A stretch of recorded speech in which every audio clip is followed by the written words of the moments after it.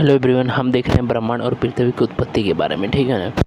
अगर लगातार इस चीज़ को ध्यान रखिएगा तो ज़्यादा दिक्कत। देखिए, ज्योग्राफी जो है जो शब्द से बना है, जियो मतलब पृथ्वी, ग्राफी मतलब अर्थ। ज्योग्राफी जो है सबसे पहले एराटोस्थेनीज, इसे ही भूगोल का मतलब बाप बोला जाता है। एराटोस्थेनीज की अलग बात है, ग्लूसेट में हिकेटियस के बारे में लिखा है। आधुनिक भारत के अलेक्जेंडर वान हम्बोल्ट को क्यों बोला जाता है? क्योंकि अलेक्जेंडर हम्बोल्ट कमकोस की रचना किया था। ठीक है ना, इसीलिए। और समताप रेखा का मानचित्र दिखाने वाला प्रथम व्यक्ति था। समताप रेखा को मानचित्र पर दिखाने वाला पहला व्यक्ति कौन था? तो वाग अलेक्जेंडर लोहान कॉम का समबोल्ट की मतलब रचना है, लिखा था। ठीक है ना, इसलिए आधुनिक बाप किसको बोला जाता है? अलेक्जेंडर मानम बोल्ट को। और उसके बाद ऐसे भूगोल का पिता इसमें मतलब इरेटोस्थेनीज और लूसेंट हिकेटियस को बोला जाता है। और ब्रह्मांड के बारे में अध्ययन मतलब करना अगर एस्ट्रोनॉमी और या खगोल की बोलते हैं। ठीक है ना। और मतलब आकाश में जितने भी दिख रहे हैं तो वही ब्रह्मांड है। एडविन हम्बल ने प्रमाण दिया था कि अब मतलब कि ब्रह्मांड का विस्तार अभी भी जारी है। ठीक है ना, तो ये कोई मतलब की शक्ति जो है उसको खींच रहा है। ठीक है ना, इन्होंने आकाशगंगा की दूरी के आधार पर मतलब प्रूव दिया था ब्रह्मांड में बहुत ज़्यादा तारा है। समझे कि नहीं? तारा किसको बोलते हैं? जिसके पास अपना उष्मा और प्रकाश हो उसी को बोलते हैं तारा। ठीक है ना, जैसे सूर्य है, सूर्य के पास अपना उष्मा है, प्रकाश है, तो तारा हो जाएगा। चंद्रमा के पास सूर्य से मतलब चमकता है तो वो तारा नहीं होगा। ठीक है, तो सूर्य भी एक तारा है। समझे कि नहीं? तारों को जीवन काल अधिक लंबा और विभिन्न अवस्थाओं से गुजरना होता है। समझे कि नहीं? तारा बनने से पहले वो जो है एक विरल गैस होता है। समझे कि नहीं? अब जैसे मान लो भात बनने से पहले चावल ज़्यादा कठोर होता है कि नहीं, तो वैसे ही मतलब कि तारा बनने से पहले विरल गैस का गोला होता है। और विरल गैस जब मतलब एक जगह आ जाते हैं घना बादल, तो उसी को बोलते हैं नेबुला या निहारिका। नेबुला निहारिका बादल मतलब कि सबसे पहले तारा जो है विरल गैस का गोला, तो बाद में नेबुला बन जाता है। समझे कि नहीं? निहारिका में जब चलने विधि फ्यूजन विधि द्वारा दहन की क्रिया मतलब दहन होता है तो तारा का रूप बन जाता है। ठीक है ना, तो तारा का रंग जो है उसका पृष्ठीय ताप पर निर्भर करता है, मतलब कि उसका ताप किस टाइप का है। तो देखिए, जब वो बहुत हाई टेम्परेचर हो तो युवा अवस्था होता है, नीला और सफ़ेद होता है। उस वक्त तारा जो है नीला और सफ़ेद, तो नीला और सफ़ेद युवा अवस्था उच्च तापमान, नीला और सफ़ेद उच्च तापमान होता है। नीला और सफ़ेद उच्च तापमान होता है, नीला और सफ़ेद उच्च तापमान। और नारंगी रंग हो गया तो प्रौढ़ प्रौढ़ यानी प्रौढ़ मध्य तापमान। और वृद्ध अवस्था में लाल रंग हो जाता है। निम्न तापमान 6000 डिग्री सेल्सियस होता है। 6000 डिग्री सेल्सियस होता है निम्न तापमान। समझेंगे?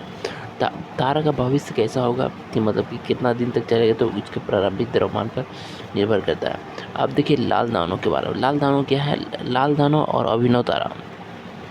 लाल दानों क्या है मेरे पास? तो लाल दानों तो ठीक है, जब तारा में जो है सूर्य के ईंधन समाप्त रहते हैं, जैसे मतलब आदमी के अंदर वो इंद्रिय कम रहता है तो लाल दानों मतलब गुस्सा आ जाता है, कितना भी चिड़चिड़ा जाता है। समझे कि नहीं?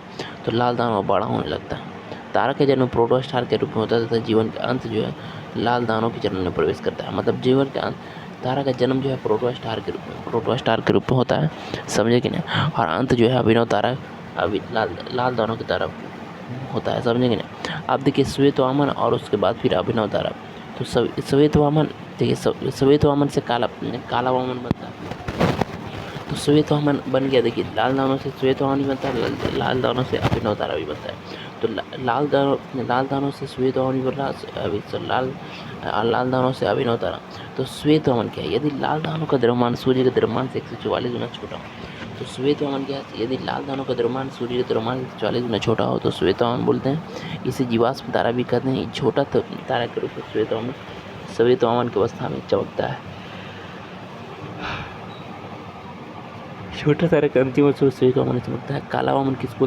श्वेत वामन जब चमकना छोड़ देता है तो उसी को श्वेत वामन बोलते हैं। इस तरह के छोटे तारे का अंत हो जाता है, मतलब श्वेत वामन को छोटा तारा कहा जाता है। समझे कि नहीं? अब देखिए अभिनव तारा 144 गुना से बड़ा अभिनव तारा। समझे कि नहीं? अभिनव तारा एक सूर्य के द्रव्यमान के 144 गुना से अधिक हो तो उसी को अभिनव तारा बोलते हैं। इसमें कार्बन के हल्के पदार्थ, लोहा जैसे भारी पदार्थ पर जिस कारण विस्फोटन आता है, विस्फोटक तारा भी बोलते हैं किसको? अभिनव तारा को। ठीक है ना, फिर बनता है ये न्यूट्रॉन तारा। न्यूट्रॉन यह तारा विस्फोट के बाद बनता है, मतलब जब विस्फोट हो गया तो न्यूट्रॉन तारा बनते। इसका घनत्व उच्च होता है। न्यूट्रॉन तारा के सभी अंश न्यूट्रॉन के रूप में संग्रहित है। अब देखिए पल्सर, इसी में पल्सर के केसर। यह तारा चमकता है और बुझता रहता है। ये उच्च संख्या चमकीय तरंगे निकलती है। ये तीव्र रेडियो द्वारा जो है उत्सर्जित होता है। समझे कि नहीं? तो ये चीज़ें हैं। तो इसमें देख क्या रहे हैं सबसे ज़्यादा अष्टवक्र हमको अभिनव तारा का ही लग रहा है, समझे। न्यूट्रॉन, फिर पल्सर, फिर क्वेसर। अब देखिए पल्सर के बाद क्वेसर क्या है मेरे पास, पल्सर के बाद क्वेसर क्या है, क्वेसर में क्या लिखा है, ये तारों के लगभग अंतिम अवस्था है, इसमें चुंबकीय क्षमता अधिक बीच होती है, उच्च होती है। आप देखिए ब्लैक होल इसे करना तो अधिक उच्च होता है, इससे प्रकाश मतलब लाइट नहीं हुई जाती है। इसको जो मतलब चंद्रशेखर जो है भारतीय मूल के वैज्ञानिक थे, मतलब कि वो भारत के थे नहीं, अमेरिकी थे, समझे कि नहीं। ब्लैक होल की चुंबकीय क्षेत्र इतने अधिक होती है कि श्वेत वामन काला वामन भी खींच लेता है और तारों को, श्वेत वामन और काला वामन को भी अपनी ओर खींच लाता है। तारों को अंत रूप ब्लैक होल के रूप में हो जाए। जो तारे सूर्य के द्रव्यमान के 3 गुना बड़े होते हैं वह तारा ब्लैक होल कहलाता है। जो तारे सूर्य के द्रव्यमान के कितना गुना, 3 गुना बड़े होते हैं उसी चंद्रशेखर से हम सूर्य के द्रव्यमान के लगभग 1.44 द्रव्यमान को चंद्रशेखर सीमा बोलते हैं। लाल दानों के तारों का भविष्य चंद्रशेखर सीमा पर, लाल दानों के चंद्र तो किसके भी जी पर करता है, जो चंद्रशेखर 1.44 गुना, तो 1.44 गुना ही क्या मेरे पास। तो उम्मीद करते हैं आपको इतना समझ में आ गया होगा, इतना समझ में आ गया किसी तरीके से कोई दिक्कत नहीं होगा। मतलब देखिए मेरे भाई हम क्या बोले कि तारा जो है, अरे तारा जो है सबसे पहले विरल गैस का गोला होता है, समझे कि नहीं। तो विरल गैस को जब आप आपस में सघन बन जाता है तो उसी को निहारिका नहीं बोलना, इसी के रूप में जर्म होता है और संलयन विधि द्वारा चमकता है। तो इसका चमकने में, संलयन विधि द्वारा ये चमकता है तो इसके चमकने में मतलब कि 3 अवस्थाएं होती हैं। नीला और सफ़ेद होगा जब उच्च तापमान होगा, युग अवस्था रहेगा, समझे कि नीला रंग की मध्य अवस्था प्रौढ़ अवस्था, लाल रंग वृद्ध निम्न अवस्था 6000 डिग्री सेल्सियस, फिर बनता है लाल दानव। तो लाल दानव जब सूर्य के ईंधन समाप्त होने लगता है तो वही लाल दानव का रूप ले लेता है। इसका 2 अवस्था, श्वेत वामन का बाला, श्वेत वामन जब सूर्य चंद्रशेखर 1.40 गुना से कम होता है तो श्वेत वामन का रूप लेने लगता है, समझे कि नहीं। आप अंतिम अवस्था में इसी तरह उसके बाद बनता है काला वामन, जब चमकने छोड़ देते तो उसी काला वामन। और लाल दानव से अभिनव तारा कब बनता है, दानव से अभिनव तारा जब 144 गुना से ज़्यादा सूर्य से द्रव्यमान से ज़्यादा होता है तो ये जो है इसमें विस्फोटक हो जाए, जब विस्फोटक हो जाता है न्यूट्रॉन तारा बनता है। और पल्सर के कैसा चुंबकीय तरंग ज़्यादा होता है, समझे कि नहीं। अब ब्लैक होल, जब ब्लैक होल प्रकाश गुजरने नहीं देता है, ये जो है सूर्य का द्रव्यमान के 3 गुना होता है, समझे कि नहीं। चंद्रशेखर सीमा बताइए दिए हैं, शेष चंद्र से संयुक्त राज्य के नंबर के खल की 1983 में नोबेल पुरस्कार दिया गया था, ये बातें थी। अब देखिए श्वेत होल यह एक परिकल्पना मात्र है, यह मान लिया जाता है कि सभी प्रकाश एक बिंदु से आ रहे हैं, सभी प्रकाश जो है जितने भी लाइट आ रहा है एक बिंदु से आ रहे हैं, लेकिन ऐसा कोनो ये बात सरासर कल्पना मात्र है, समझे कि नहीं। जैसे आप कल्पना कर लेते हैं कि कोई हमको चाह रहा है, लेकिन चाहता हो तो ज़िंदगी में कोई किसी को नहीं। If you have no money there is no any respect. अब देखिए आकाशगंगा क्या है मेरे पास, ब्रह्मांडों के तारों में असंख्य समूह को आकाशगंगा बोलते हैं, समझे क्या। ब्रह्मांड में तो आकाशगंगा में मतलब कि हम जिस आकाशगंगा में रहते हैं तो वो मंदाकिनी है, समझे कि नहीं। तो देवयानी मंदाकिनी से सूर्य आकाशगंगा मंदाकिनी से इसे। अब देखिए इसी आकाशगंगा को हम देख लेते हैं, समझे कि नहीं। तो इसका आकार जो है सर्पिलाकार है, स्पाइरल है, समझे कि नहीं। ये इसकी केंद्रीय भाग को बल्ज बोलते हैं, मतलब सेंटर को, जैसे वृत्त केंद्र बोलते हैं तो इसके सेंटर भाग को बल्ज बोलते हैं। तारे के सर्पिलाकार भुजा के किनारे पाए जाते हैं। जैसे जैसे तारों का आयु बढ़ती है वैसे आकाशगंगा का मध्य, वह आकाशगंगा के मध्य जाने लगता है, समझे। आकाशगंगा को प्रतिसरण नियम, प्रतिसरण नियम भी कौन दिया था, एडविन नंबर। आकाशगंगा को मास लगभग 12 बिलियन वर्ष, 12 गुना 10 से ब्रह्मांड में लगभग 100 अरब आकाशगंगा है और प्रत्येक आकाशगंगा में लगभग 100 अरब तारे हैं।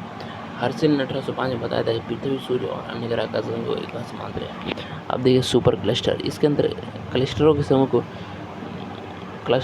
को सुपर क्लस्टर, इसके अंतर्गत भी आकाशगंगा है, समझे कि क्लस्टरों के समूह, जैसे देवयानी ये सब जो है क्लस्टर है, समझे कि नहीं। और क्लस्टरों के समूह क्या बोलते हैं, सुपर क्लस्टर। तो देवयानी NGC M33 मंदाकिनी, देवयानी ये हमसे करीबी का गंगा, मतलब ये हम जिस उसका नाम है मंदाकिनी, समझे कि।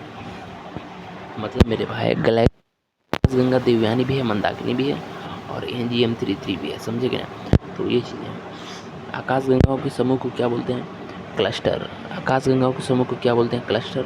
और तीन को क्या बोलते हैं, सुपर क्लस्टर। आकाशगंगा के एक साथ है तो उसको क्या बोलते हैं, क्लस्टर, समझे कि नहीं। देवयानी NGC M33 मंदाकिनी ये सब हो गया क्लस्टर।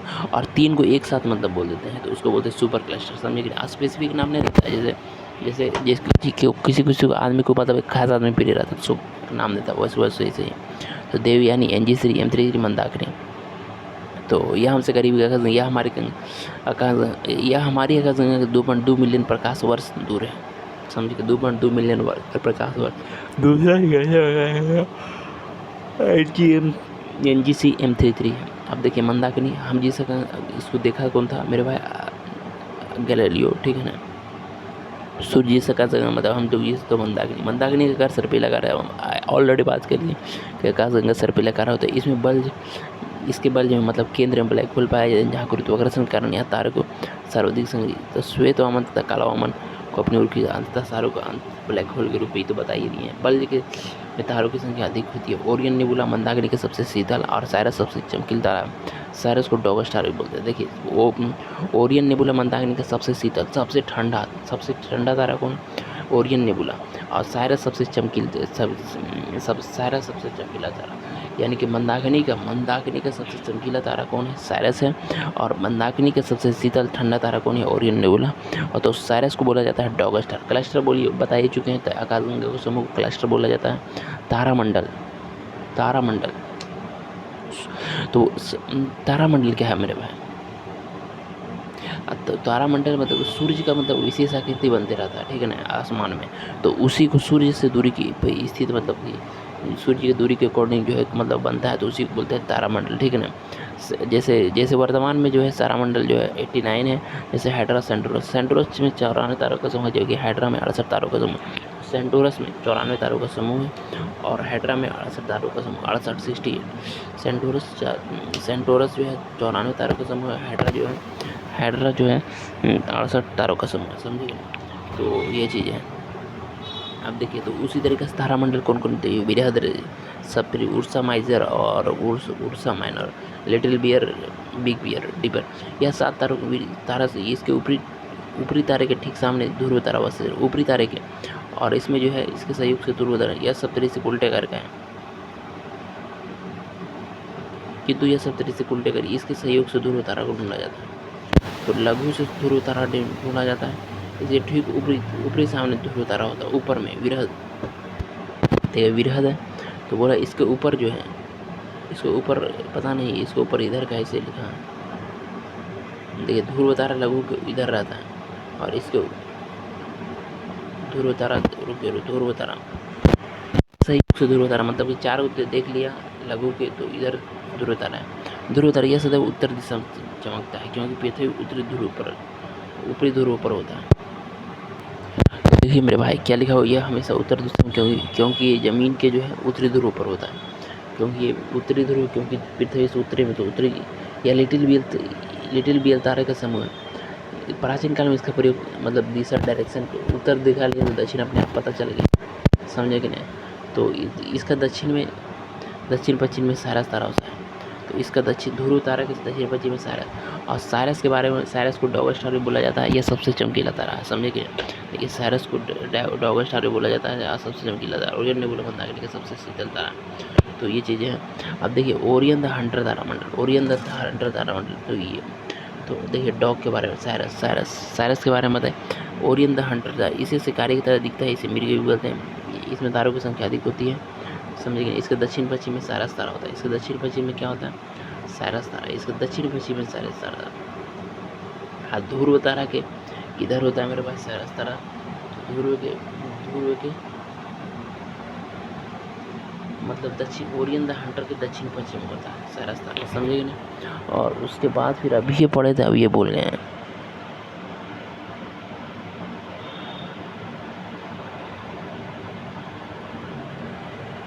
छोड़िए, मतलब ओरियन द हंटर तारामंडल के, अरे इसे दिशा चाहिए, इसे लिटिल बियर या सदैव पृथ्वी ऊपर, पता नहीं मेरे भाई। तो साइरस तारा और कहाँ पढ़ लिए थे? तो इसके ओरियन द हंटर तारा के दक्षिण पश्चिम में जो है साइरस तारा होता है, समझे कि नहीं। तो ये चीज़ें हैं। और साइरस एकदम सबसे ज़्यादा चमकता है साइरस या डॉग स्टार, यह सबसे यह ओरियन के माध्यम से खोजा जाता है। यह ओरियन द हंटर, क्योंकि ओरियन द हंटर तारामंडल के दक्षिण पश्चिम में होता है कि नहीं, दक्षिण पश्चिम में होता है। और ये सबसे यह डॉग के समान दिखाई देता है। यह केनस मेजर तारामंडल का सदस्य है। अब तो ये समझ में आ गया, साइरस इसके दक्षिण पश्चिम में होगा, समझे कि नहीं। ध्रुव तारा हमेशा उत्तर की ओर रहता है, सदैव उत्तर दिशा में, समझे कि नहीं। तो ये देखिए विरसम से इतना समझ में आ गया। अब देखिए नक्षत्र, नक्षत्र मतलब ग्रहों के प्रभाव क्या हो, मतलब एक एजम्पशन है कि मतलब कि सूर्य के समीप तारों का बहुत सारा समूह है, तो उसी समूह को नक्षत्र बोलते हैं। इसी संख्या 27 सूर्य एक महीने में 2.2 को नक्षत्र पार करते हैं। भारतीय ज्योतिष पर इसका प्रभाव देखा जाता है। भारतीय ऋषि मुनि में 28वें नक्षत्र के अभिजीत की भी परिकल्पना की है। ऋषि मुनियों ने 28वें अभिजीत, ठीक है ना। आप देखिए कुछ प्रमुख नक्षत्र है जैसे चित्रा, हस्त, वैशाखा, श्रवण, धनिष्ठा, माधा, अद्रा, अनुराधा, रोहिणी आदि, समझे। तो ये सब है। तो देखिए एग्जाम में क्या होगा, पूछ देगा कि ये कौन है, तो चित्रा, हस्त, विशाखा, श्रवण, धनिष्ठा, माधा, अद्रा, अनुराधा, रोहिणी। तो मुझे नहीं लगता मेरे भाई कि अगर इसका प्रैक्टिस अगर बहुत ज़्यादा नहीं हो तो वो एग्ज़ाम निकाल पाएगा, समझेगा ना। ऐसा कुछ होगा नहीं, समझेगा ना। लेकिन बोलते रहता है कि पढ़े थे, एक बार पढ़े थे, ऐसे पढ़े थे, तो एक बार में दिमाग में काम करवाने का। अब देखिए ब्रह्मांड की उत्पत्ति का सिद्धांत, तो अब देखिए ब्रह्मांड की उत्पत्ति का सिद्धांत देख रहे हैं, मतलब ब्रह्मांड की उत्पत्ति का कैसे बहुत सारा आदमी अपना अपना दिमाग दिया था। तो बहुत सारा तो देखिए एक पादरी था बेल्जियम का, जॉर्ज एलेमेंथर है, ठीक है ना। ये बोला था 1500 मिलियन वर्ष पहले एक अच्छी घूर्णन वाला एक परमाणु प्लेन महाविश्व हुई, जिसके फलस्वरूप कई श्वेत कण, इलेक्ट्रॉन, प्रोटॉन, न्यूट्रॉन आदि का निर्माण हुआ, ठीक है। इसके बाद अंतरिक्ष का निर्माण हुआ और समय की गणना प्रारंभ हुई, समझिए ना। और विस्तारित ब्रह्मांड की परिकल्पना जो है बिग बैंग की पुष्टि के डॉपलर प्रभाव से देखी जाती है। एडविन हबल नामक वैज्ञानिक ने ब्रह्मांड का विस्तार इसके बारे में बताइए दिए कि वो जो है बता रहा था कि आकाश गंगाओं के बीच दूरी बढ़ रहा है, ठीक है ना, जिससे पता चलता है हब्बल नामक दूरी से को बनाया, ये अपने बनाया होगा, उसी का नाम दे दिए सूर्यदर्शी, समझेगा। विद्वानों का मानना है कि ब्रह्मांड का विस्तार करने वाली कोई शक्ति है जो खींच रही है। यह शक्ति जब समाप्त हो जाएगी तो फिर सिकुड़ना चालू हो जाएगा और सिकुड़ कर अपनी प्रारंभ, तो इसे सुपर क्रंच का, मतलब अभी जो फैल रहा है बाद में जो है सुपर क्रंच आ जाएगा, समझे कि नहीं, मतलब फिर जो है वापस आ जाएगा, तो उसी को क्या बोलते हैं, सुपर क्रंच। तो उम्मीद करते हैं ब्रह्मांड की उत्पत्ति का सिद्धांत भी आपको समझ में आ गया, आपको कोई दिक्कत वाला बात नहीं। अब देखिए सौर मंडल की उत्पत्ति का सिद्धांत, एक तारा सिद्धांत दिया था, एक तारा मोनोस्टार, एक तारा सिद्धांत दिया था गैसीय और निहारिका सिद्धांत, द्विदारिक, चैम्बरलिन और जीन्स दिया था। और डबल स्टार थ्योरी जो है मेरे भाई लिटिलटन दिया था, लिटिलटन, समझेंगे। तो ये चीज़ें हैं। अब देखिए एक तारा सिद्धांत, इस सिद्धांत का सौरमंडल का निर्माण एक टुकड़ों से हुआ है। इस सिद्धांत को दो विद्वानों ने अपने अपने अलग सिद्धांत, जैसे गैसीय सिद्धांत, निहारिका सिद्धांत, नेबुला। ऐसे भी सूर्य प्रारंभिक अवस्था क्या बोलता है, नेबुला। तो निहारिका जो है लप्लास दिया था, समझेगा ना। इसको कौन दिया था, लप्लास। इसके अनुसार सूर्य की बाहरी परत ठंडी हो गई और मतलब आंतरिक परत गर्म है, जिसके कारण ये ठंडा परत भाग टूट गया, ग्रह का निर्माण हुआ, समझेगा। ये निहारिका सिद्धांत है, समझे कि लाप्लास दिया था। आगे ऐसी कारण महोदय दिया था, इसका सूर्य को घूर्णन के अधिक कारण सूर्य की बाहरी परत अलग होकर ठंडा होकर ग्रहों का निर्माण हुआ। यही बोला था कि ठंडा होकर के बना, ठीक है ना, गैसीय और निहारिका। इसी का अपडेट कर दिया होगा, ये समझा कि नहीं, तो अलग हो गया। अब डबल स्टार, लेकिन अभी मान्यता ये दोनों को नहीं है, समझे कि नहीं। और ड्यूल स्टार सिद्धांत को तो सौरमंडल के चैम्बरलिन और जीन्स दिया था, इसके अनुसार सूर्य के समय भी एक विशाल तारा था। ये बोला था सूर्य के समय भी एक विशाल तारा, जिसके गुरुत्वाकर्षण कर सूर्य का ऊपरी भाग टूट कर अलग हो गया, समझे कि नहीं। इसके अनुसार सूर्य के समय विशाल तारा था, जिसके गुरुत्वाकर्षण कर सूर्य का ऊपरी भाग टूट कर अलग हुआ है, जिससे ही सौरमंडल का निर्माण हुआ। लेकिन मतलब दो तारा था, दो तारा बोला था, समझे कि नहीं। जीन्स भी बोला जिसके सूर्य के समीप बहुत बड़ा तारा, जिसके गुरुत्वाकर्षण सूर्य को ऊपरी भाग अलग हो गया। जब यह सूर्य के समीप आया तो उसके बहुत बड़े भाग को सूर्य से अलग कर दिया गया, जिससे बड़े ग्रह को, इन दोनों के सिद्धांत को नकार दिया, क्योंकि जो है मतलब ये दोनों फर्जी था, समझे कि नहीं, फर्जी मतलब गड़बड़ कर दिया।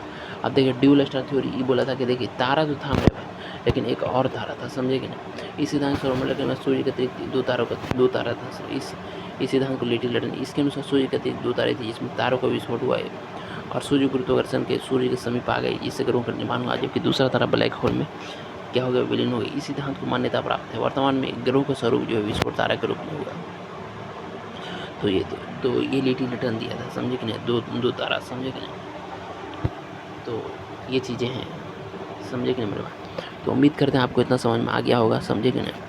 अगर ज़िंदगी में तरक्की करना चाहते हैं मेरे भाई तो आपको पढ़ना ही होगा।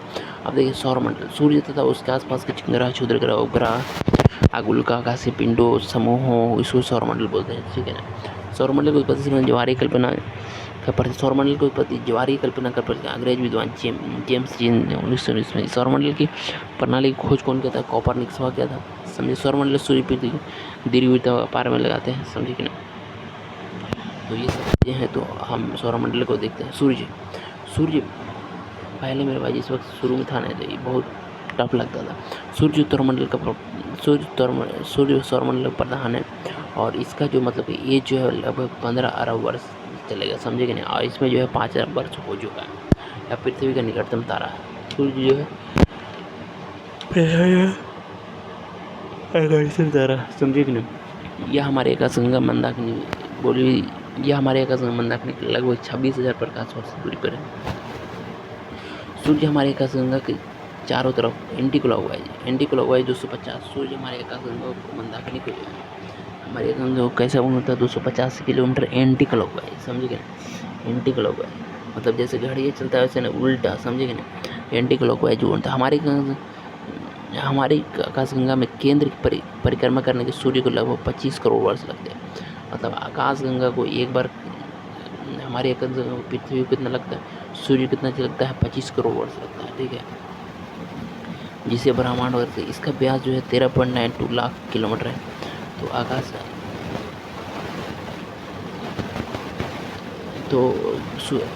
में 25 करोड़ साल लगता है, समझे कि नहीं।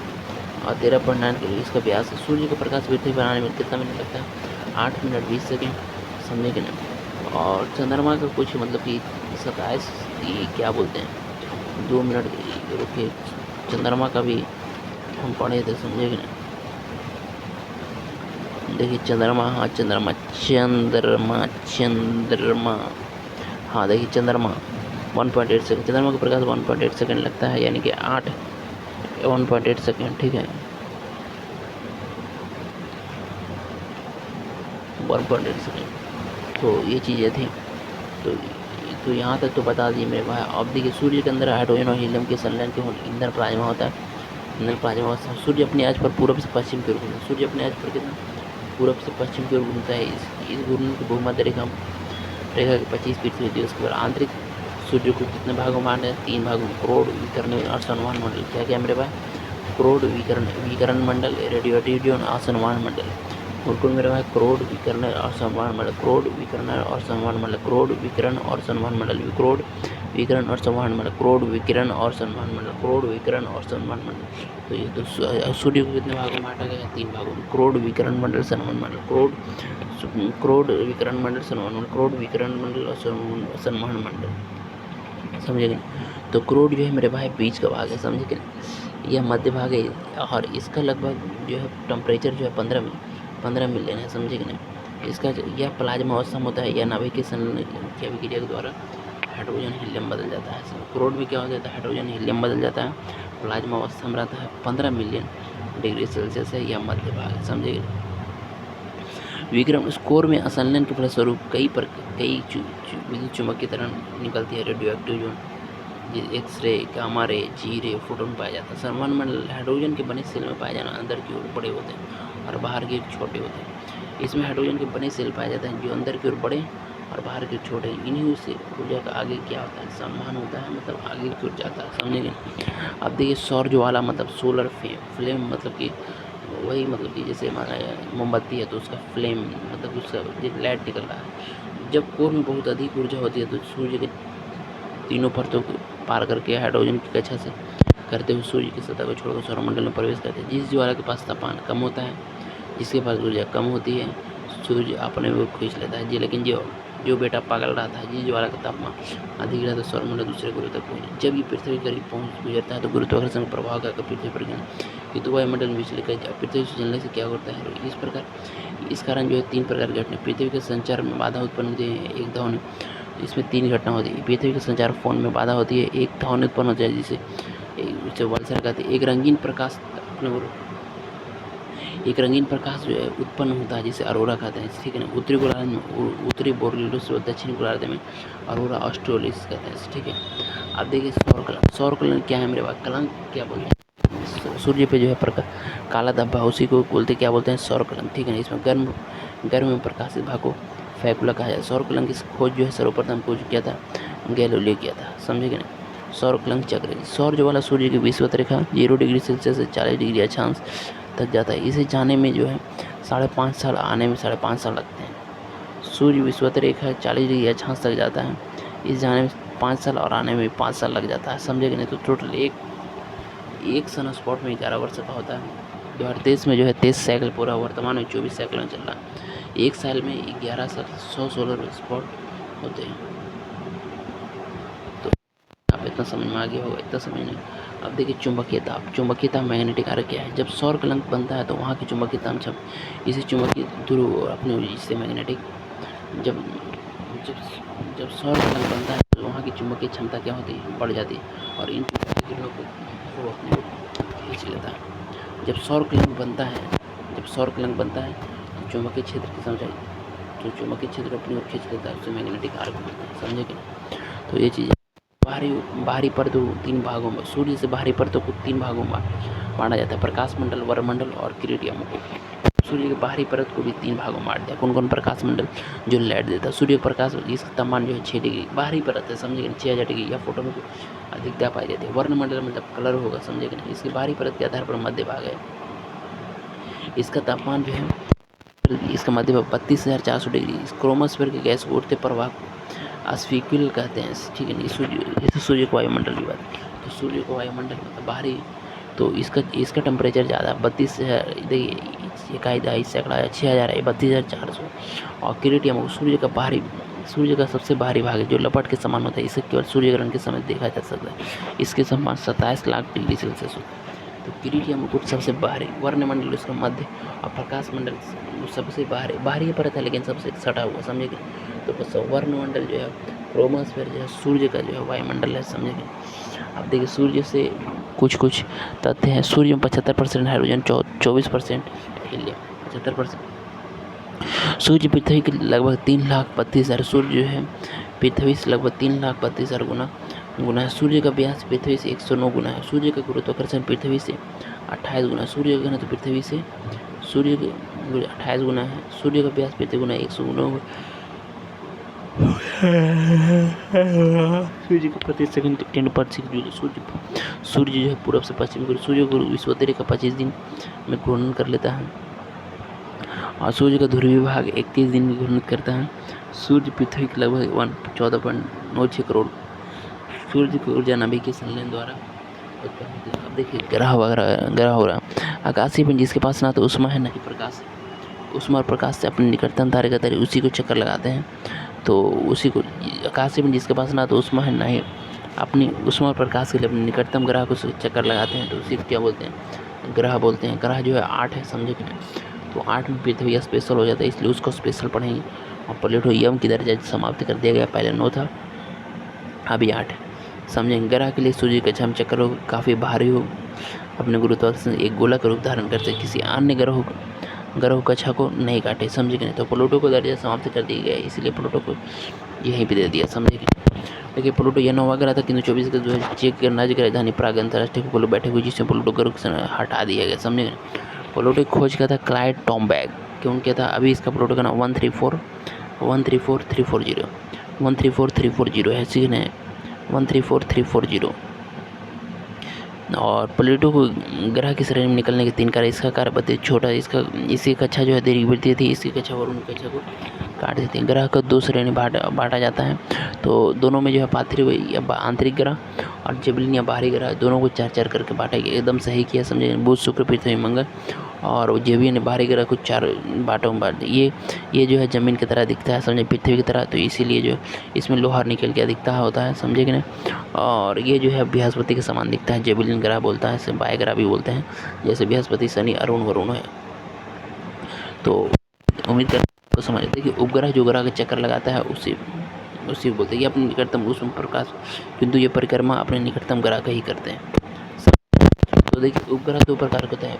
नेचुरल जो अल्लाह ताला बनाए, जैसे चंद्रमा, फोबोस, डिमोस, टाइटन आदि प्राकृतिक उपग्रह। चंद्रमा, फोबोस, डिमोस, टाइटन आदि प्राकृतिक उपग्रह है। कृत्रिम उपग्रह जो आदमी संचार और मौसम के भविष्यवाणी के लिए बनाए हैं, जैसे कार्टोसैट, एडुसैट आदि। पर सबसे अधिक उपग्रह जो है बृहस्पति के हैं। बुध और शुक्र के पास कोई उपग्रह, सबसे अधिक उपग्रह किसका है? मेरे भाई बृहस्पति का है।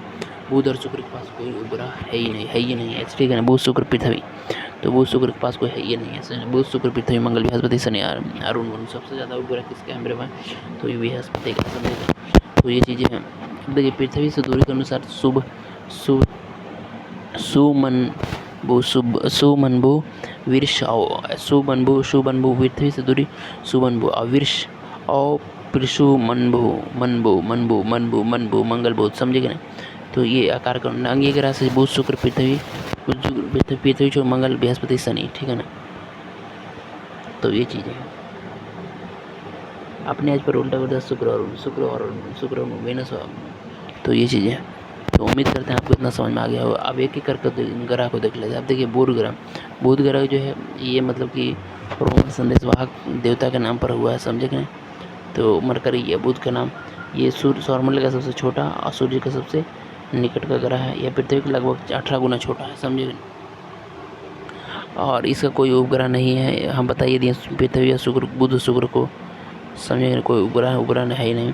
और वायुमंडल पर ना होने के कारण इसे कोई मतलब कि उसमें नहीं रोक सकता है। इसका तापमान जो है दिन में 405 डिग्री और रात में -180 डिग्री, यानी कि ताप का अंदर 600 डिग्री होता है। इस पर जीवन की परिकल्पना करना व्यर्थ है, समझेंगे। और वायुमंडल नहीं है, इसीलिए मतलब कि रोकने पर, समझेंगे। तो इस पर जो है उल्का घटनाएं होती जाए, बड़े बड़े गड्ढे क्रेटर बन गए हैं, ठीक है।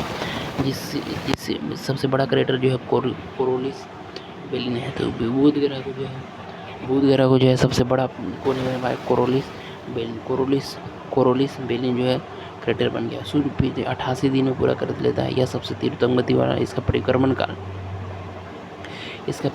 काल कितना है मेरे भाई, 58.6। तो उम्मीद करते हैं आपको इतना समझ में आ गया हो। और शुक्र में मेरे पास Ca2 है, समझे कि नहीं। यहाँ पे उमस मतलब कि एज मतलब कि क्या बोलते हैं, प्रेशर कुकर के समान दम घोटने वाला होता है, या समझे कि नहीं। शुक्र ग्रह सूर्य और चंद्रमा पिंड, तो जिसके कारण गर्म और चमकीला सौरमंडल की परी भी बोलते हैं, चमके घरा लेकिन। और पृथ्वी के सर्वाधिक नजदीक है इसका कहना, तो इसलिए पृथ्वी का सहोदर बोलते हैं, भागिनी बोलते हैं, जुड़ाव बोलते हैं। ये अपने आज पर उल्टा अर्थात पूर्व से पश्चिम दक्षिणावर्त दिशा में होता है, जिस कारण सूर्योदय पश्चिम होता है। ये अपने एज पर 240 दिन में घूर्णन कर लेता है, जबकि सूर्य की परिक्रमा 285 दिन पर, अतः सूर्य घूर्णन और परिक्रमण समान होता है। इस ग्रह के एक दिन एक वर्ष के बराबर था, अतः यह ग्रह पर सबसे लंबा दिन और रात होता है। बुध और शुक्र के पास कोई उपग्रह नहीं है। शुक्र के वातावरण सल्फ्यूरिक अम्ल अधिक मात्रा में पाया जाता है। मैगलन अंतरिक्ष यात्री रडार पैम्पिंग के शुक्र ग्रह का चक्कर लगाने के लिए भेजा गया था। भोर और सांझ के तारा के समय प्रकाश कम होता है, इसी कारण सूर्य में जब प्रकाश आता है तो बुध शुक्र के पास टकराकर वो परिवर्तित है। इस परिवर्तित प्रकाश के कारण बुध और शुक्र चमकीले दिखाई देते हैं, जिससे शुक्र निकट होने के कारण अधिक चमकीला दिखाई देता है। बुध और शुक्र दोनों को क्या बोलते हैं मेरे भाई, भोर और सांझ का तारा, समझेंगे। बुध और शुक्र को दोनों क्या बोलते हैं, भोर और सांझ का तारा। अब देखिए मंगल को बोलते हैं मार्स, इसमें आयरन ऑक्साइड का दिखता है, जिसके कारण लाल दिखता है, ठीक है। ये 25 डिग्री सेल्सियस या पृथ्वी के समान ऋतु परिवर्तन यहाँ पे होता है, समझे कि नहीं। तो ये जो है पृथ्वी पर जो है जीवन की संभावना है। गोल्डी लैक जोन किसको बोलते हैं मेरा, गोल्डी वह स्थान जहाँ जीवन की संभावना पाई, जैसे गोल्डी लोग केवल पृथ्वी पर ही जीवन की संभावना, मंगल पर इसकी संभावना है, समझे कि जीवन की उत्पत्ति का पास। तो ये चीज़ें हैं, तो पृथ्वी के समान है। इस ग्रह पर जीवन के अधिक सर्वाधिक इसे ये पूरे सौरमंडल का सबसे ऊंचा पर्वत मिक्स ओलंपिया है, जिसकी औसत ऊंचाई जो है लगभग 30,000 मीटर है, जो माउंट एवरेस्ट से भी 3 गुना होती है ऊंचाई। इसकी ऊंचाई लगभग कितना है मेरे पास, 30,000। देखिए इस पर जो है सबसे, जैसे हिमालय पर्वत कैसे है, तो इस पूरे सौरमंडल का सबसे ऊंचा मिक्स ओलंपिया सबसे ऊंचा पर्वत है जी, 30,000 मीटर है। जैसे 8,800 है, ये 3 गुना है, समझे। माउंट एवरेस्ट लगभग 3 गुना होगी, 8,24, 8,24, 4 गुना। हम तो रहते 4 गुना लेते, ठीक है ना। सौरमंडल का सबसे बड़ा जो आलम है ओलंपियस मोन इसी ग्रह पर, यह अपनी दूरी पर पृथ्वी की 24 घंटे 6 मिनट पूरा करता है। यह ग्रह आकार में 7वां और सूर्य का 14 दिन, समझेंगे। सूर्य की परिक्रमा करने 607 दिन। मंगल ग्रह अन्वेषण तो नासा ने फिनिक्स मार्स सिलेंडर को अंतरिक्ष यात्रा में परीक्षित किया। सर्वप्रथम मंगल ग्रह पर बर्फ होने की जानकारी जो है, मतलब मंगल ग्रह पे बर्फ है, ये इसकी जानकारी फिनिक्स दिया था। मंगल ग्रह पर जीवन की संभावना वातावरण पता लगाने हेतु नासा ने क्यूरियोसिटी रोवर को परिचित किया था। भारतीय अंतरिक्ष अनुसंधान संगठन इसरो मतलब 2 मंगल के अन्वेषण हेतु 5 नवंबर 2002 को मार्स ऑर्बिटल मिशन या मंगलयान सफल परीक्षण की जो परीक्षण यंत्र PSLV-C-25 माध्यम से मंगल ग्रह की कक्षा में 24 सितंबर 2014। इसमें 2 ग्रह फोबोस और डिमोस, ठीक है। डिमोस सौरमंडल का सबसे छोटा ग्रह, फोबोस डिमोस ग्रह किसका मेरे भाई मंगल का, तो डिमोस सौरमंडल का सबसे छोटा उपग्रह है, समझे कि नहीं। तो ये बात है। अब देखिए मंगल और बृहस्पति सबसे बड़ा ग्रह है। बुध, मंगल, बृहस्पति, बुध, शुक्र, पृथ्वी, मंगल, पृथ्वी के बाद मंगल, तो पृथ्वी स्पेशली इज लास्ट में जो बृहस्पति यह सबसे बड़ा ग्रह है। बृहस्पति जो है सबसे बड़ा है। इसके अत्यधिक विशालता के कारण इस तारा समूह सदृश इसे मास्टर ऑफ द गॉड्स की उपमा दी जाती है। इसको क्या बोलते हैं, मास्टर ऑफ द गॉड्स। यह अत्यधिक इसे वैक्यूम के इसका गुरुत्वाकर्षण बहुत ज़्यादा है, समझे। यह एकमात्र का जो हिमरहित है, मतलब इसमें बर्फ़ ही नहीं है, समझे। ये अपने तेज ये लगभग 9.5 घंटा में पूरा कर लेता है। बृहस्पति सूर्य के परिभ्रमण में 12 साल लगाते हैं। इसकी पलायन वेग सौरमंडल की सर्वाधिक जो है कितना है 56.9 किलोमीटर। बृहस्पति के पास जो है सबसे 979 उपग्रह है, जिसमें केवल 16 उपग्रहों की मान्यता है। अलग बात है, समझिए। सबसे बड़ा गैनीमेड है, तो इसका सबसे बड़ा उपग्रह गैनीमेड। जैसे बृहस्पति जैसे पूरा मंगल में डिमोस था, समझे कि नहीं, सबसे छोटा है फोबोस डिमोस इसका मंगल ग्रह। और देखिए इसका सबसे बड़ा उपग्रह गैनीमेड है, जिसे गैलीलियो उपग्रह से 16 गैनीमेड, कैलकुलेटो, लो तथा यूरोपा इनके अन्य बड़े उपग्रह। बृहस्पति के वलय की खोज वाजर एक स्पेस ब्रोनेनियन ने की थी। इसका वलय के जो वेरियन वलय कहते जिसे सेलकोटो बने थी। इस ग्रह पर पाए जाने वाले ज्वालामुखी लो हमारे सौरमंडल में सर्वाधिक सक्रिय ज्वालामुखी वाला पिंड है। यह गैसीय अवस्था में वानल गए जिस पर SO2 की अधिकता होती है, जिस कारण ग्रह हल्का पीला दिखाई दे। इस वायुमंडल में हाइड्रोजन और हीलियम की अधिकता होती है। यह तारा और ग्रह दोनों को गुण युक्त हैं, तारा और ग्रह दोनों की, क्योंकि इसके पास स्वयं की रेडियो ऊर्जा है। इसमें वायुमंडल हाइड्रोजन, हीलियम, मीथेन, ओमोनियम गैस, इसलिए भी बृहस्पति को लघु सौर तंत्र भी। नासा और बृहस्पति के अध्ययन हेतु 2011 में जूनो नामक अंतरिक्ष यान में नासा और बृहस्पति के देखिए शनि, तो शनि ग्रह देख लेते हैं। इसमें वायुमंडल बृहस्पति के समान बहुत सी गैसें पाई, इस कारण गैसों का गोला ग्रह। शनि का ऊपरी वायुमंडल पीली वायुमंडल के कारण गिरा है, जिसे पीला रंग दिखाई देता है, समझे। यह सबसे कम घनत्व वाला ग्रह है। इसका घनत्व 0. कम घनत्व के कारण ये पानी में नहीं डूबेगा, कम घनत्व के कारण ये पानी में नहीं डूबेगा, समझेगा। इन ग्रहों पर चारों 7 छल्ले पाए जाते हैं, ABCDEFG। इस ग्रह से जुड़े जो शनि के गुरुत्वाकर्षण कारण होता है। और ये जो है मेरे भाई इस छल्ले में जो है 14.7 वर्ष में एक खगोलीय घटना होती है, जो मतलब छल्ले जो लुप्त पड़ते थे, जिसे रिंग क्रॉसिंग की घटना बोला जाता है। शनि के पास 62 उपग्रह है, लेकिन एक जैसे 79 कैसे उपग्रह था इसका, लेकिन 16 को मान्यता प्राप्त है। तो वैसे ही इसमें 62 उपग्रह अतः सर्वाधिक उपग्रह वाले ग्रहों की संख्या में शनि का स्थान प्रथम हो जाता है। सर्वाधिक उपग्रहों वाले ग्रहों की संख्या में जैसे देखिए 16 उपग्रह की मान्यता प्राप्त है, इसमें 21 सर्वाधिक उपग्रह किसका हो जाएगा, शनि का हो जाएगा, समझिए। शनि का स्थान हो जाता है, क्योंकि वर्तमान में शनि के पास सबसे ज़्यादा 82 उपग्रह है। अब पता नहीं 82 कैसे कर दिया मेरे भाई। टाइटन शनि का सबसे बड़ा है, जिसका कार्य लगभग बुध के समान है।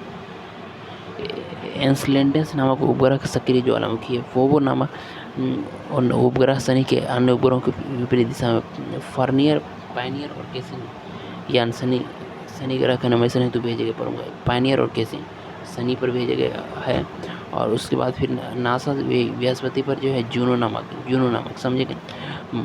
मंगल पर अन्वेषण हेतु ऑर्बिटर मिशन। तो ये सब एग्जाम में पूछ सकता है, समझे। अब देखिए अरुण और वरुण दो बच गया, समझे कि नहीं। अरुण की खोज जो है विलियम हर्शल किया था। कौन किया था अरुण की खोज? William Herschel. 13 मार्च 1781 इसका आधुनिक ग्रह भी बोलते हैं।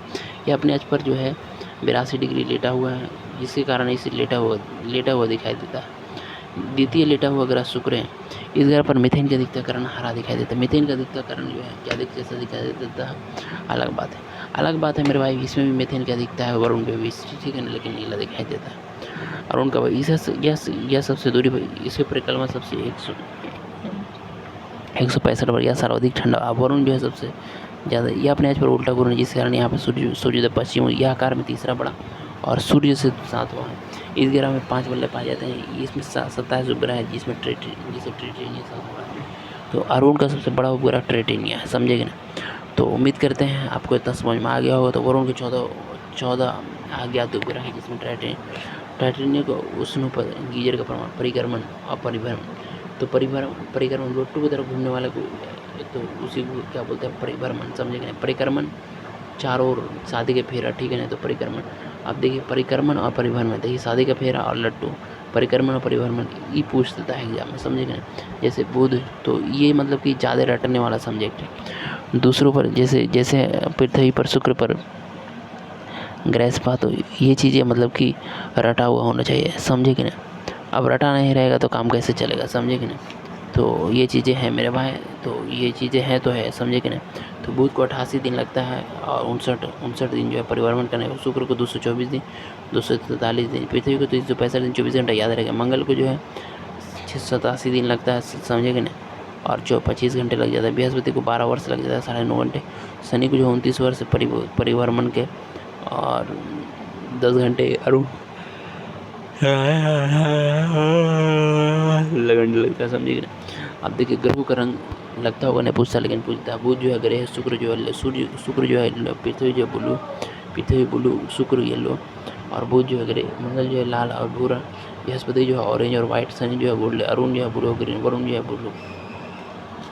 और दूसरों पर भेजे गए कृत्रिम उपग्रह कौन है? सूर्य जो है पारकर पायनियर आदित्य, सूर्य दूसरे ग्रहों पर भेजे गए कृत्रिम उपग्रह, सूर्य पारकर पायनियर आदित्य, बुध जो है मेरिनर मैसेंजर, शुक्र जो है वेनस मेगलन, पृथ्वी जो है स्पुतनिक, पृथ्वी पर जो है स्पुतनिक चल रहा है उपग्रह, समझेगा। मंगल पर फोबोस क्यूरियोसिटी रोवर, बृहस्पति पर गैलीलियो, क्षुद्र ग्रह पर गैस्पा और इरोस। तो क्षुद्र पर, तो ये सब चीज़ जो है ज़्यादा भूलने वाला है, समझे कि नहीं। तो इसको ज़्यादा बार ध्यान रखना होगा। तो गैस्पा और इरोस और बृहस्पति में गैलीलियो और मंगल पर फोबोस और क्यूरियोसिटी रोवर। तो ये चीज़ें हैं तो हैं मेरे, समझे कि नहीं। तो पृथ्वी पर मानव पर भेजे गए पहला उपग्रह स्पुतनिक, पृथ्वी पर मानव पर भेजे गए स्पुतनिक, जबकि अन्य ग्रह पर भेजे गए पहला उपग्रह।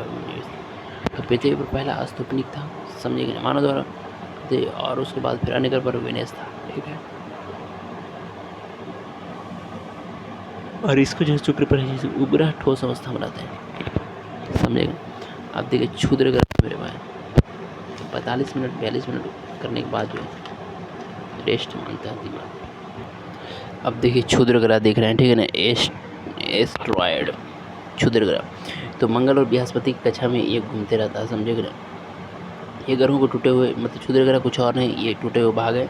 लेकिन मंगल और बृहस्पति गुरुत्वाकर्षण चूँकि अधिक होता है, इसलिए ये बीच में फंस जाता है, ठीक है ना।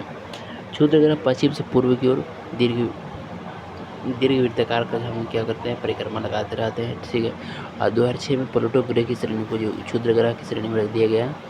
तो अन्य क्षुद्र ग्रह के लिए एक नई श्रेणी प्लूटॉइड बना दी गई। सिरेस सबसे बड़ा और सर्वाधिक चमकीला क्षुद्र ग्रह, सिरेस जो है सबसे बड़ा और सर्वाधिक चमकीला ग्रह है। सबसे क्षुद्र ग्रह सबसे बड़ा चमकीला क्षुद्र ग्रह कौन है? तो सिरेस है, समझे कि नहीं। तो सिरस 4 वेस्टा 52 यूरोपा 247 1862 अपोलो 511 डिविड है। अब देखिए उल्का की ओर देख रहे हैं। तो क्षुद्र ग्रहों को मंगल गुरुत्वाकर्षण की ओर खींच लेता है। तो क्षुद्र ग्रहों को मंगल अपनी ओर आकर्षित खींच लेता है, उसी क्या बोलते हैं, उल्का, समझिएगा उल्का। ये क्षुद्र ग्रह पृथ्वी मंगल गुरुत्वाकर्षण और समय मांगे पड़ता है। ये क्षुद्र ग्रह पृथ्वी के वायुमंडल में प्रवेश कर जाता है। वायुमंडल में घर्षण के कारण ये जलने लगता है, जिससे टूटता है। वायुमंडल में घर्षण के कारण क्या होता है, ये टूटने लगता है। जिसे टूटता हुआ तारे जमी कहा जाता है, ठीक है ना। ये उल्का पृथ्वी पर गिर जाते हैं। जब पृथ्वी पर गिर जाता है तो इसको क्या बोलते हैं, उल्का पिंड, समझे कि ना। कुछ उल्का पृथ्वी पर पहुंचने पूर्व जल रखो, इसको अल्कासन, मतलब सूर्य से पृथ्वी से पहुंचने से पहले जल कर राख हो गया तो उल्कासन, समझे कि नहीं। पृथ्वी पर उल्कापिंड कई गड्ढों का निर्माण हो गया तो उसको क्रेटर बोलते हैं, और पृथ्वी पर गिर गया तो उसको उल्कापिंड बोलते हैं, समझे कि नहीं। अब देखिए उदाहरण, जैसे लोनार जी दक्षिण अफ्रीका का यूएसए का यूएन है सबसे बड़ा। तो ये सब क्रेटर झील है, समझे कि ना। इजिप्टा नामक उल्कापिंड गिरने से ही डायनासोर इजिप्टा नामक उल्कापिंड गिरने से डायनासोर की मृत्यु और प्रशांत महासागर का निर्माण हुआ। उल्का पृथ्वी के घूर्णन की दिशा में गिरते हैं, जिस कारण इनकी 72 किलोमीटर प्रति सेकंड होती है। उल्का पृथ्वी की घूर्णन की दिशा में, जिस कारण इसकी गति जो है 72 किलोमीटर प्रति सेकंड होती है। देखिए बोलाइट क्या है मेरा, बोलाइट किस बला का नाम है। तो जब उल्का पृथ्वी के घूर्णन की दिशा में विपरीत दिशा में गिरता है तब बोलाइट कहते हैं। जब उल्का पृथ्वी घूर्णन की दिशा के विपरीत दिशा में गिर रहा तो हम बोलाइट बोलते हैं। ऐसे मतलब उसी दिशा में क्या है तो उल्का, समझेगा। तो उल्का बोलाइट का उल्टा होता है, समझिए। यह अधिक चमकीला होता है क्योंकि विपरीत है। इसकी 12 किलोमीटर प्रति सेकंड है। जब पृथ्वी पर गिरता है तो इसे टेक्टाइट कहते हैं। तो पृथ्वी गिर रहा तो मतलब गिर दोनों रहा, मतलब उल्का बोलाइट जो है दोनों सेम चीज़ है, समझेगा। खाली घूर्णन का दिशा अलग हो रहा था, बोलाइट नाम के टेक्टाइट नाम रख दिया, समझेगा ना। तो हमको लगता है टेक्टाइट से ज़्यादा क्षति होगा, समझेगा। तो उल्का के प्रभाव क्या है मेरे भाई। तो जब वायुमंडल में प्रवेश करता है घर्षण के कारण चूर्ण बन जाता है, जिसके कारण रेड रेन होती है। जब ये वायुमंडल प्रवेश करने से रुकते हैं तो चलने लगते हैं, तापमान बढ़ जाता है, ग्लोबल वार्मिंग बढ़ जाती है। इसे गिरने से पृथ्वी की द्रव्यमान बढ़ जाती है, जिससे गुरुत्वाकर्षण बढ़ जाता है। इसे गिरने से पृथ्वी की घूर्णन गति कम हो जाती है। 900 मिलियन वर्ष पृथ्वी जो है 18 घंटे में घूर्णन कर लेती थी। दिन की अवधि 18 घंटे थी। 41 साल पूर्व जो है पृथ्वी 21 डिग्री झुकी हुई थी, जबकि वर्तमान 24 डिग्री, जिसे हम 13.5 डिग्री यहाँ पर कैलकुलेट करते हैं, समझेगा ना। अब देखिए धूमकेतु और पुंछल तारा क्या है मेरे पास। तो धूमकेतु के 3 भाग है, नाभिक, कोमा और पुंछ, समझेगा ना। तो इसके बारे में देख लेते हैं। तो ये सूर्य के मतलब एक परवलयाकार के रूप में, ठीक है ना, हाइपरबोलिक के रूप में ये सूर्य चक्कर पर, किंतु किसी दूसरे ग्रह के नहीं करते क्योंकि इसकी कक्षा अन्य ग्रहों की कक्षा के ऊपर नीचे होती है। टॉलमी ने बताया था सूर्य पृथ्वी का चक्कर लगाता है।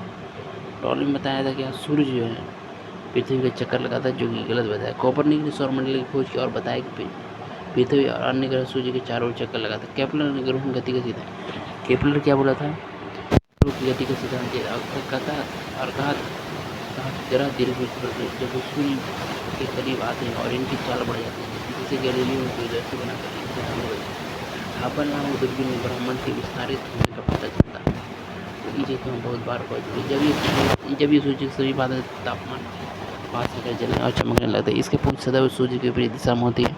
पुष्टल तारा की खोज जो है टाइको किया था। पुष्टल तारा की खोज कौन किया था, टाइको, यानी कमेट पुष्टल तारा धूमकेतु खोज कौन किया था, टाइको किया था। सेकी नामक पुष्टल तारा दिन में दिखता है। सेमी नामक पुष्टल तारा दिन में दिखता है, हमको पता नहीं है। एरकी नामक पुष्टल तारा 3 साल में दिखता है। काहेतु नामक पुष्टल तारा 76 वर्ष में दिखता है। हेली पुष्टल तारा 76 वर्ष में दिखता है, समझिएगा। यह 3 फरवरी 2062 को दिखेगा, जबकि इसके पहले 9 फरवरी 1986 को दिखा था। धूमकेतु 3 भाग होते हैं, नाभिक, कोमा और पूंछ। नाभिक यह धूमकेतु का मुख्य स्थायी भाग है, धूल, बर्फ और अन्य ठोस पदार्थ से मिलकर। कोमा यह है धूमकेतु का शीर्ष भाग है। कोमा से मुख्य स्थायी भाग है। नाभिक जल, कार्बन डाइऑक्साइड, अन्य गैसों को बदलती है। अब पूंछ जो है यह धूमकेतु के पीछे का हिस्सा, यह फुहारे गैसों के रूप में से। आप देखिए कुइपर बेल्ट, तो कुइपर वरुण की कक्षा के बाद तो वरुण बोलते हैं। तो वरुण की कक्षा पर क्षुद्रग्रह की पेटी में उसे क्या बोलते हैं, काइपर बेल्ट। मतलब उसके बाद जो क्षुद्रग्रह ये सब मिलता है, क्षुद्रग्रह, ठीक है ना। तो उसको कुइपर बेल्ट। इस संरचना मुख्य रूप से छोटे बर्फीले पिंडों धूमकेतु पर। इसका नामकरण जो खगोल शास्त्री जेराइड कुइपर, तो ये अपने नाम पे रख दिया। एकदम सही किया बेटा, तुम, हमको दिक्कत नहीं है, समझिए ना। अब देखिए पृथ्वी के बारे में है, तो पृथ्वी पर हम लोग रहते हैं, इसलिए पृथ्वी के बारे में डिटेल दिया हुआ है, समझिए ना। और इसको समझना भी बहुत आसान है, समझिए। पृथ्वी ही एक ऐसा मात्र ग्रह है जिस पर जीवन संभव है, समझिए कि नहीं। ये अलग बात है, मंगल पर संभावना है। तो दूर का सफ़र अच्छा लगता है मेरे भाई, लेकिन होता नहीं है, समझिए। तो इसे नीला ग्रह 71% जल है, 29% स्थल है। पृथ्वी का घनत्व जो है 5.5 ग्राम सेंटीमीटर। सौर मंडल के सक्रिय ज्वालामुखी पाए जाने वाले 5 ग्रहों में पृथ्वी भी है। इसके अलावा बृहस्पति, शनि, शुक्र और वरुण ग्रहों पर सक्रिय ज्वालामुखी। पृथ्वी ध्रुवों पर चपटी है। पृथ्वी का आकार को ग्लोब कहते हैं।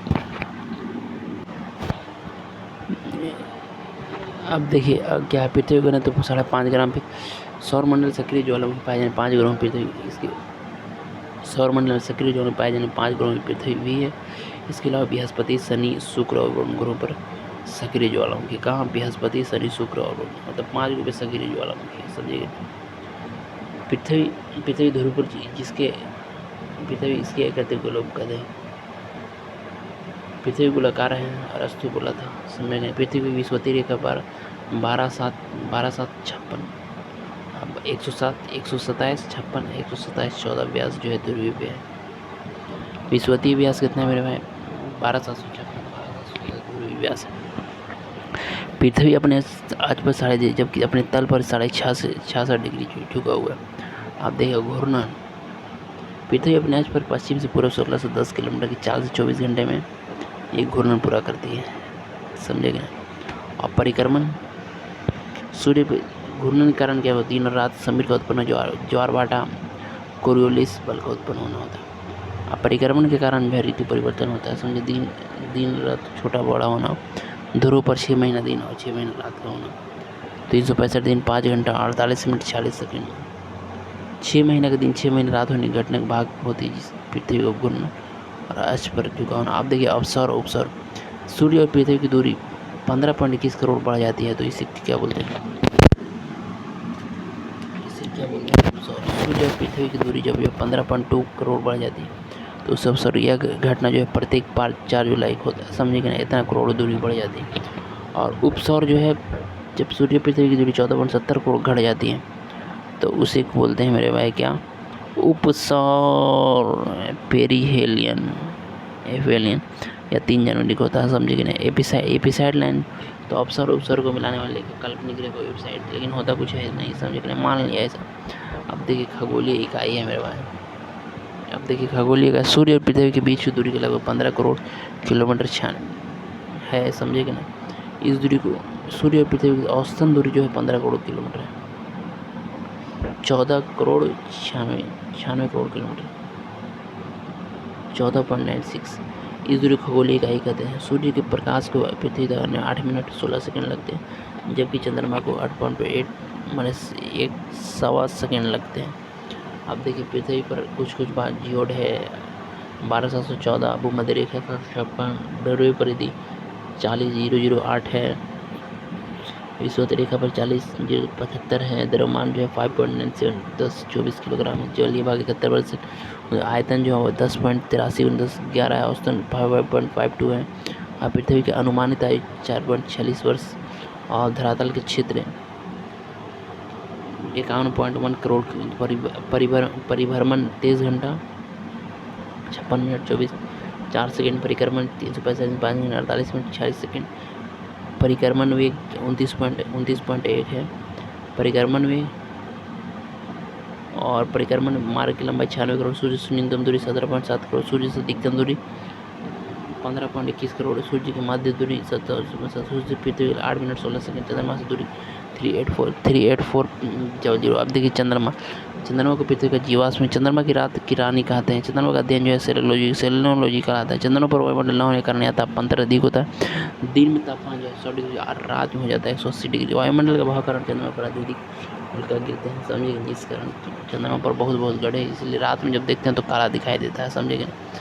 और वायुमंडल में हवा के कारण जो है चंद्रमा पर ध्वनि उत्पन्न तो होगी, लेकिन उस ध्वनि सुनाई नहीं देगा क्योंकि आकाशगंगा साथ ही आकाशगंगा काला दिखता है। चंद्रमा और पृथ्वी के बीच की दूरी 384,000 किलोमीटर है। यहाँ से प्रकाश को पृथ्वी तक आने में 1.3 सेकंड लगता है।